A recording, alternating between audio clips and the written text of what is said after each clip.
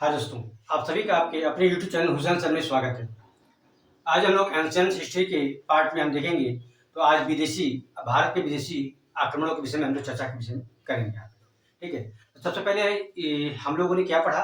तो हम लोगों ने पढ़ा, हमने पढ़ा हर्यक वंश पढ़ा, है ना, शिशुनाग वंश पढ़ा, हमने नंद वंश पढ़ा, है ना। नंद वंश के बाद हम जानते हैं कि उसके बाद मौर्य वंश की स्थापना हो जाती है।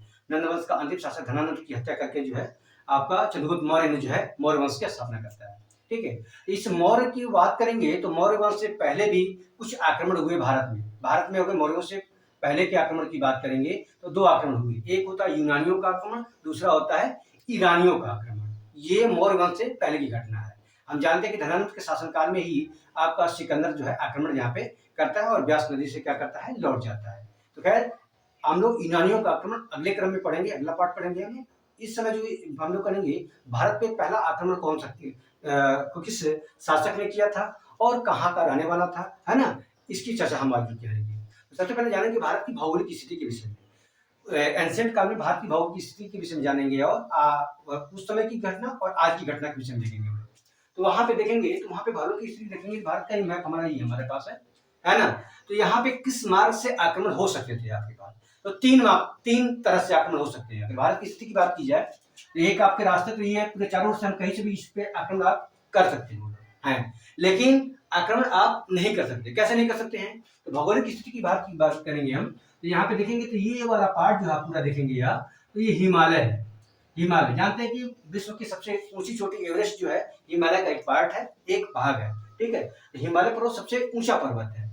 तो आपको अगर यहाँ पे आक्रमण करना होगा, भारत आना होगा, तो कहीं ना कहीं आप देखेंगे तो आपको इस रास्ते से आएंगे, तो हिमालय को पार करके आएंगे, जो कि संभव नहीं था। इसलिए देखेंगे जितने भी आक्रमण हुए हैं इधर से आपके आक्रमण, कोई भी आक्रमण यहाँ पे नहीं हुआ है। ठीक है, दूसरी स्थिति देखेंगे आप, तो ये आपका जमीन भाग है, क्योंकि यहाँ तक हिमालय आपके पड़ेगा, ये हिंदू कुश पर्वत यहाँ पे आपका पड़ता है आपके। ठीक है, और ये आपका जो हिमालय पर्वत है, ठीक है, ये आपका जमीन वाली भाग है। ये गुजरात है आपका, ये राजस्थान एरिया है, ये आपका इस तरह से हम लोग जानते हैं। ठीक है, और ये भाग देखेंगे तो ये पूरा भाग जो है भारत का जलीय भाग में जल से घिरा हुआ है। हम जानते हैं कि भारत एक क्या है, प्रायद्वीप है। प्रायद्वीप उस भाग को कहा जाता है जिसका वह भूभाग जो 3 ओर से समुद्र से घिरा हुआ था, उसे हम लोग प्रायद्वीप कहते हैं। तो भारत देखेंगे प्रायद्वीप है। ये वाला पार्ट देखिए, इधर से भी घिरा हुआ है समुद्र से, इधर से भी समुद्र से, और इधर से भी आपका समुद्र से घिरा हुआ है। तो या तो आपको आएंगे समुद्री मार्ग से आएंगे, समुद्री मार्ग से अगर किसी भारत पे अटैक करना होगा तो कहीं ना कहीं आपकी जो जल सेना जो होगी स्ट्रांग होनी चाहिए, तब आप कर पाएंगे। तो उस समय के एंशिएंट काल में अगर देखेंगे तो वहां पे किसी भी की भी जल सेना उतनी स्ट्रांग नहीं थी। ठीक है, इसलिए इधर से आक्रमण आपके नहीं हुए। आक्रमण जितने देखेंगे आप आक्रमण, तो सारे आक्रमण जो है आपके ये उत्तर और पश्चिम के भाग से, यही उत्तर पश्चिम के भाग से आपके होते हैं। तो चाहे हम ईरानियों का आक्रमण की बात करें, चाहे हम यूनानियों की बात करें, चाहे हम मुगलों की बात करें, चाहे हम तुर्कों की बात करें, चाहे हुणों की बात करें, चाहे हम लोग यहाँ पे आर्यों की बात करें, आर्य भी भारत में जब आए इसी रास्ते से होकर के यहाँ पे आए। ठीक है, तो इस तरह से भारत पे आक्रमण इधर से आपके होता है। तो भारत पे सबसे पहला आक्रमण किसने किया था? तो आप जानते हैं कि क्वेश्चन आपका बनता है कि सबसे पहले भारत पे विदेशी आक्रमण किसने किया था? तो विदेशी आक्रमण जो है ईरानियों ने किया था। ईरान अर्थात उस समय जो है ईरान को फारस कहा जाता था। फारस से ही आपका फारसी शब्द बना हुआ है। ठीक है, तो फारसियों ने किया था वहां पे, है ना। तो देखेंगे यहाँ को, तो भारत के क्या था, सबसे पहले भारत पे आक्रमण किसने किया था? फारसियों ने किया था, यानी ईरानियों ने किया था। ठीक है, यहाँ पे देखेंगे ईरानियों पे का आक्रमण जो किया था, उस समय ईरान का शासक कौन था? उस समय ईरान का शासक था साइरस द्वितीय था। साइरस द्वितीय ने जो है भारत पे पहला आक्रमण किया था। हम देख सकते हैं यहाँ पे। तो सबसे पहले क्रम वाइज हम यहाँ पे देखेंगे अवस्था में भारत को हिंदू कहा गया है। अवस्था में हम जानते हैं कि भारत और यूनान का जो है, भारत और ईरान का जो है सांस्कृतिक संबंध जो है प्राचीन काल में बहुत ही अच्छे थे आपके पास। ठीक है, वहां पे तो वहां पे हम देखेंगे तो अवेस्ता शब्द जो होता है, अवेस्ता जो है पारसियों का एक धार्मिक ग्रंथ है। और हम जानते हैं कि पारसी धर्म के स्थापक जो थे आपके सर जरथुष्ट थे। जरथुष्ट, है ना, जैन अवेस्ता के नाम करते हैं। अवेस्ता का पूरा नाम है जैन अवेस्ता। तो जैन अवेस्ता एक धार्मिक ग्रंथ है पारसियों का, और पारसी जानते हैं किसकी पूजा करते हैं? तो आप इष्ट की पूजा करते हैं, और एक माध्यम होता है जिसको कहते हैं हम लोग ज्वाला, अग्नि ज्वलती हुई ज्वाला का हम लोग वहां पे उसको पूजा करते हैं पारसियों का। क्या ये पारसियों से संबंधित है? तो हम कह सकते हैं कि भारत में जो आक्रमण हुआ तो ये पारसियों ने ही किया था, पारसी पहले थे। तो अवेस्ता में भारत को क्या कहा गया है? हिंदू। उनके साहित्य जो ग्रंथ है उसमें हिंदू कहा गया है। किसको? तो आप कह सकते हैं भारत को हिंदू नाम से पुकारा गया है। ठीक है। हिंदू शब्द को संस्कृत भाषा में क्या कहते हैं? सिंधु कहा गया है। हिंदू को संस्कृत भाषा में क्या कहते हैं? सिंधु कहा गया है। ठीक है। अवेस्ता में जो देखेंगे, अवेस्ता में पंजाब प्रांत को हफ्त हिंदू के नाम से जाना जाता है। किसके नाम से जाना जाता है? हफ्त हिंदू। अवेस्ता में पंजाब का जो ये प्रांत था इसको हफ्त हिंदू कहा गया है।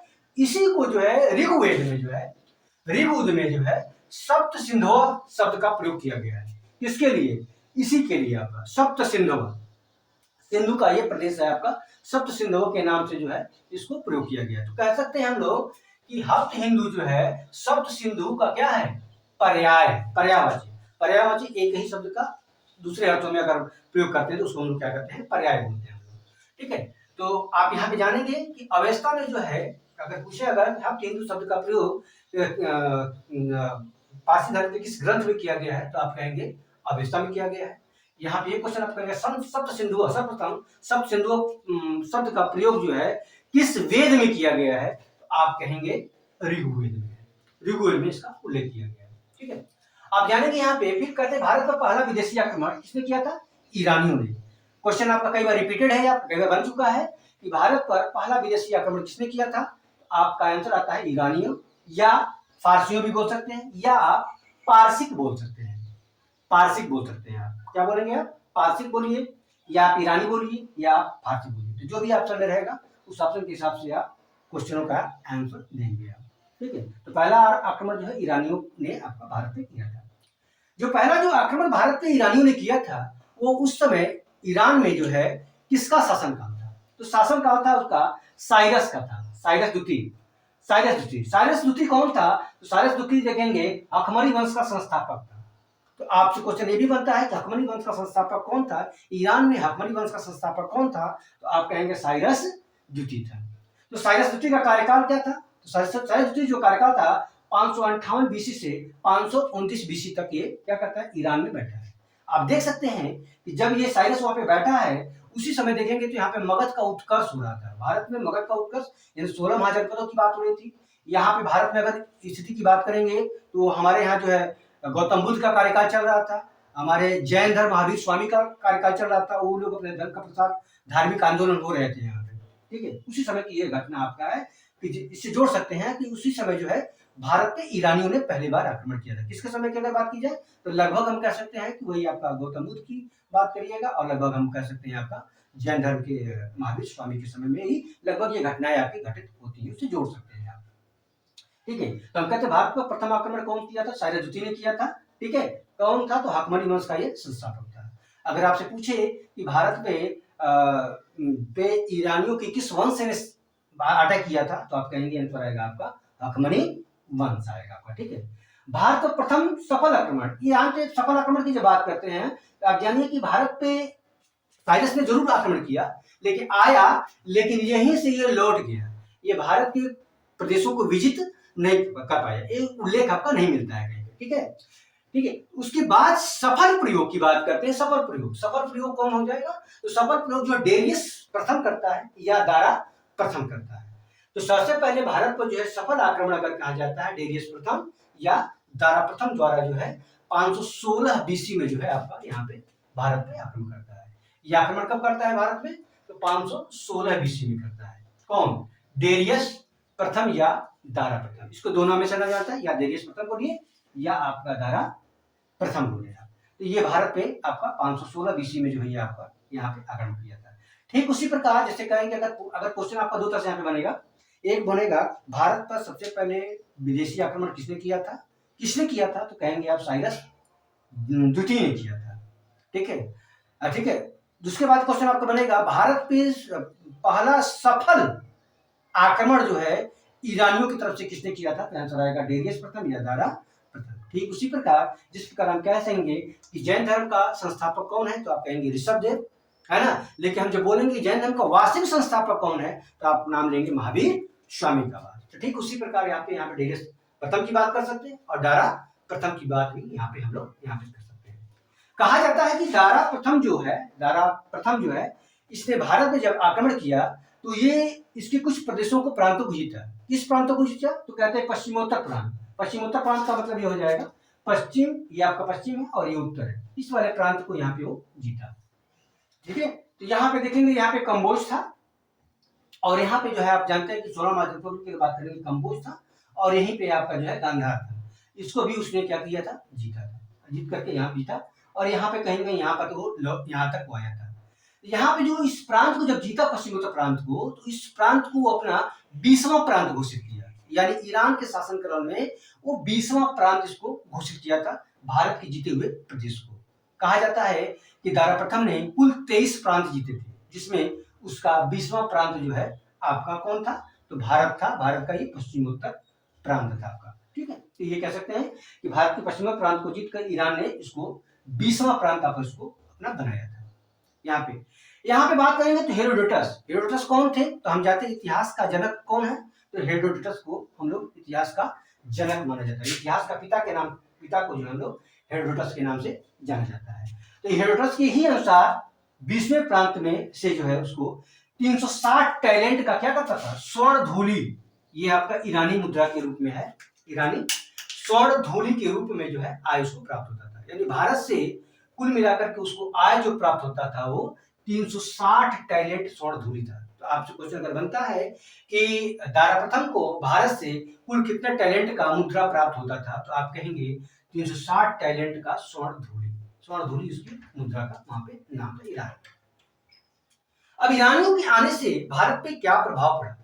तो भारत के प्रभाव की जब बात करते हैं तो प्रभाव पड़ा कि इसमें उसकी भारत में ईरान में जो है लिपि जो प्रचलित थी वो थी ईरानी आरमेइक लिपि।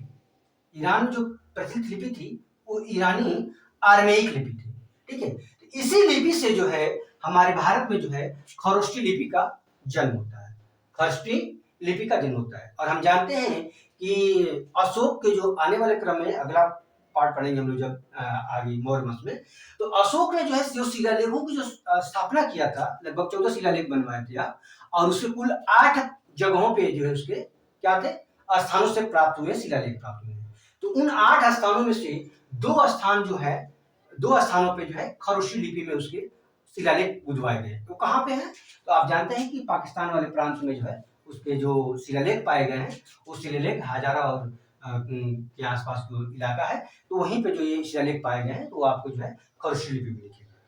खरोष्टी लिपि की लिखने की पद्धति क्या है? तो हम जानते हैं कि हम लोग देवनागरी लिपि लिखते हैं, बाएं से दाएं की तरफ लिखते हैं, लेकिन खरोष्टी लिपि जो है दाएं से बाएं की तरफ लिखी जाती है। तो अगर क्वेश्चन आपका ये भी बनता है कि खरोष्टी लिपि का लिखने का क्रम क्या है, दाएं से बाएं या बाएं से दाएं, तो हम जानते हैं खरोष्टी लिपि जो है दाएं से बाएं लिखी जाएगी। ठीक है, तो अशोक के शिलालेख जो है खरोष्टी लिपि में भी थे, ब्राह्मी लिपि में है आपके पास, है ना, अरमेइक लिपि में भी आपको कुछ कुछ मिल जाएगी, कुछ पार्ट्स मिल जाते हैं, कहीं कहीं छोटे छोटे स्तंभ वगैरह भी इसके आपस में मिलते हैं आपके। ठीक है, तो खरोष्टी लिपि जो में इसके शिलालेख लिखे हैं अशोक के।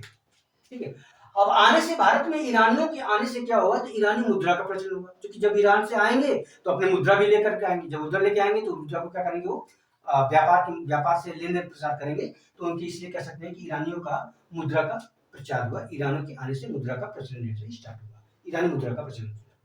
यहाँ पे कहेंगे दूसरा आप देखेंगे फारसियों ने, वहां पे जो फारसी जब आए भारत में, फारसी अर्थात ईरानी जब आए, तो उन्होंने 2 प्रकार की मुद्राएं चलाई। एक उनकी मुद्रा का नाम था डेरिक और दूसरी मुद्रा का नाम था सिंगलोई। डेरिक जो मुद्रा थी वो स्वर्ण मुद्रा थी, और सिंगलोई जो मुद्रा थी वो रजत मुद्रा थी। इन दोनों मुद्राएं में सिंगलोई और डेरिक की जब बात करते हैं, इसमें सबसे ज्यादा प्रचलित जो मुद्रा थी वो थी आपकी सिंगलोई थी, अर्थात रजत, रजत मतलब चांदी की मुद्रा जो थी आपकी, वो सबसे ज्यादा प्रचलित जो मुद्रा थी आपकी वो कौन थी? सिंगलोई थी। ठीक है, हम कहते हैं कि अशोक द्वारा, हकमनी सम्राटों द्वारा स्तंभ और शिलाओं पर जो है घोषणाएं खुदवाई गई तथा राजप्रसादों का निर्माण किया गया।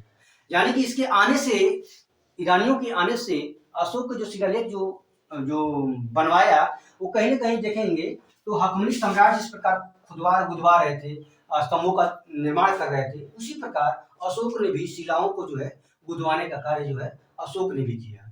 और अशोक का जो ऊपर का जो छत्रप का साइड का था आपका जो है बनता है गुंबद के आकार का जो है, वो भी कहीं ना कहीं जो है कहेंगे तो ईरानियों की ही देन है। ईरानियों का जो बनाने का जो तरीका शिलालेखों का था, वो जो है कहीं न कहीं अशोक ने उसको जो एडॉप्ट किया था। ठीक है? तो ये कुछ टॉपिक थे, कुछ महत्वपूर्ण बिंदु थे, जो कि आपके यहाँ पे इम्पोर्टेंट थे यार। सबसे पहले जानेंगे क्वेश्चन आप देखेंगे तो डेरियस प्रथम भारत पे सफल आक्रमण की अगर बात करते हैं, अगर रिपीट कर रिकॉल किया जाए अगर, तो देखेंगे अवेस्ता में जो हिंदू शब्द कहा गया है, सबसे पहले हिंदू शब्द का प्रयोग कहाँ पे किया गया है, किस पारसी ग्रंथ में किया गया है, तो अवेस्ता में किया गया है। हिंदू को सबको संस्कृत भाषा में क्या कहा जाता है, तो सिंधु कहा जाता है, आप जानेंगे इसको। अवेस्ता में जो है, अवेस्ता में हप्त हिंदू के नाम से जाना जाता है, और ऋग्वेद में जो है हप्त हिंदू को क्या कहा गया है, तो सप्त सिंधु प्रदेश बोला गया है। ठीक है? यहाँ पे पहला विदेशी आक्रमण जो भारत पे किसने किया था, तो आप कहेंगे पारसियों ने किया था। पारसियों बोले, हकमनी वंश बोले, ईरानियों बोले, या फारसियों ने किया था। ठीक है? पहला जो भारत पे जो पहला आक्रमण जो किया था, हकमनी वंश किया था। कौन किया था, तो हम जानते हैं कि साइरस द्वितीय ने किया था। ठीक है? उसके बाद हम देखेंगे भारत पे पहला सफल प्रयास किसने किया, सफल आक्रमण किसने किया था, ईरानियों की तरफ से, तो डेरियस या दारा प्रथम की बात करते हैं। ठीक है? कब किया था, तो 516 बीसी में किया था। ठीक है? इसने किस प्रांत को जीता था, तो भारत के पश्चिमोत्तर प्रांत को जीता था। ठीक है? इसने पश्चिमोत्तर प्रांत को जीतने के बाद भारत के पश्चिमी प्रांत को अपने प्रांत में कौन सी संख्या थी, तो 20वां प्रांत का नाम दिया गया। ठीक है? हेरोडोटस क्या करते हैं, हेरोडोटस के अनुसार जो है 20वें प्रांत उसको कितनी टैलेंट की मुद्रा प्राप्त होती थी, तो 360 टैलेंट की। यहाँ पे क्वेश्चन आपका बनेगा कि हेरोडोटस के अनुसार जो है 20वें प्रांत से उसको कितने टैलेंट की मुद्रा प्राप्त होती थी, तो आप कहेंगे 360 टैलेंट की। ठीक है? ईरानियों के आने से जो है प्रभाव क्या पड़ा, ईरानी अरबिक लिपि के द्वारा ही खरुशी लिपि का जन्म होता है। हम कह सकते हैं खरुशी लिपि का जन्म किसके द्वारा हुआ है, तो कहेंगे ईरानी अरबिक लिपि के द्वारा। भारत में स्वर्ण मुद्रा फॉर्चून की तरफ से स्वर्ण मुद्रा कौन सी थी, तो स्वर्ण मुद्रा का नाम था डेरिक, और रजत मुद्रा का नाम क्या था, तो आप कहेंगे सिंगुर लुई था। ठीक है? इस प्रकार ये कुछ महत्वपूर्ण बिंदु थे जो कि परीक्षा की दृष्टि से बहुत ही इंपॉर्टेंट है। अगर ये वीडियो आप लोगों को अच्छा लगा होगा, प्लीज अपने दोस्तों में जगह शेयर करिएगा और लाइक से सब्सक्राइब करिएगा। पूरा वीडियो देखने के लिए आप सभी का बहुत बहुत धन्यवाद। Thank you so much. जय हिंद।